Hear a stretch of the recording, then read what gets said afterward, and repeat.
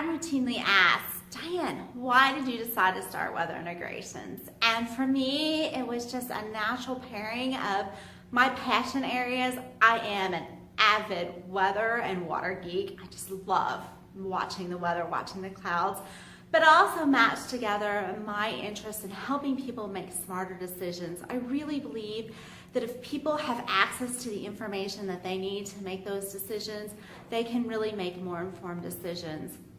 So that's just a part of my core value, is helping to filter through the noise of all the information that's available and drilling down to the questions of what does the weather actually mean to you as an individual or you as a company.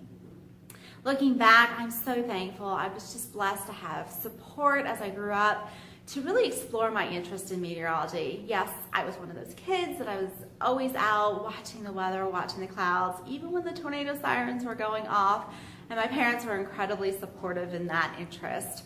Some of my fondest memories growing up was when we'd go visit the weather station when my dad was in the Air Force and working alert.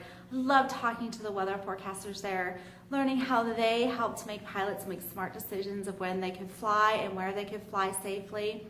They also were great resources for different ideas for my science fair projects because they always had to have a connection to meteorology. So when it came time for me to think about what I wanted to do in my life, it was a no-brainer question for me. I honestly have always wanted to be a meteorologist.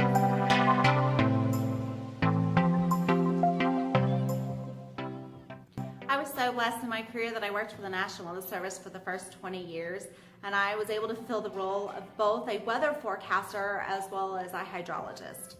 And through those experiences, I worked literally the gamut from hurricanes to blizzards and got a chance to see how every weather event necessitated different types of response and preparation activities.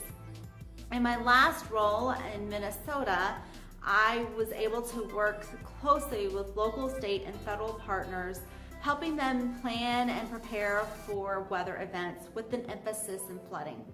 Unfortunately, we had 6 big events, flood events, while I was there. And I got a chance to see how each event necessitated different types of response activities, and each community had to respond and plan and prepare differently. But I also got a chance to see if the community understood our confidence in the forecast, understood the forecast itself.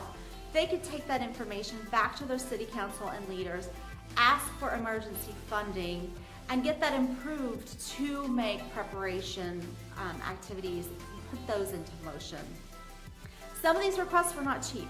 Communities had to spend upwards of $500,000 to $750,000 to do things like building temporary levees. But because they were able to do those preparation activities, they saved millions of dollars in damages. So I really had a chance to see how if we can be proactive and if people understood the information, they could really help minimize the risk of what the weather is going to bring. And that really is a part of our core that we bring with weather integration.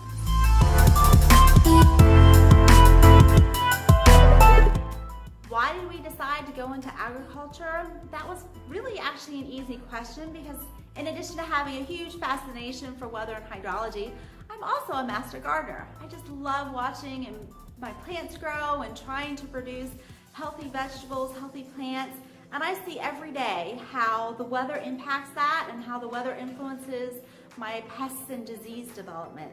So that really was just kind of a natural offshoot for us to explore going into agriculture. I realize though I have a lot to learn, so I've been attending conferences, workshops, talking to producers to learn how the weather impacts your specific and unique operations. And the more and more I talk to producers, the more respect I have for you guys. You guys face the weather head on every day. And most of the time, yes, you're looking at those risk days. How do I minimize those risks? Because those honestly do impact your overall net profits. But we want to look at the flip side of that conversation.